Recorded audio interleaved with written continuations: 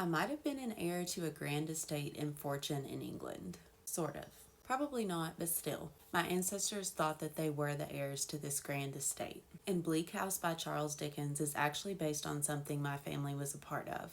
That's wild. One of my lines goes back to the Jennings family in Amelia County, Virginia in colonial times. In 1798, a man named William Jennings, who lived in his home in Suffolk, England, passed away at age 97. He was described as an old bachelor and a miser.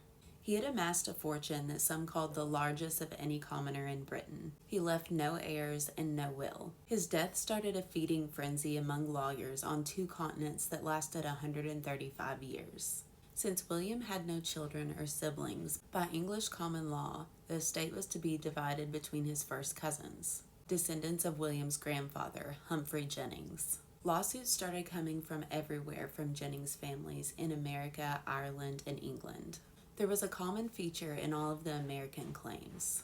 Men were claiming to be attorneys or genealogists in approaching prominent Jennings families. They claimed to have information linking their family to Humphrey Jennings. In 1849, my Jennings ancestors made a claim after they had been approached by one of these men. They said that William Jennings, who is my 7th great-grandfather, was the great-grandson of Humphrey Jennings.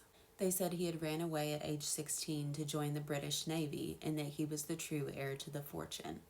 There were so many groups of Jennings families claiming to be heirs that the Bank of England had to hire 7 correspondents just to handle all of this. At various times, there were 17 legal proceedings going on at one time. The Jennings fortune became infamous because it was tied up in legal battles so long that it ultimately disappeared before anyone could claim it.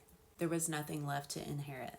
It became known as the Great Jennings Case. Charles Dickens used it for the basis of the Jarndyce versus Jarndyce case in his 1852 novel, Bleak House.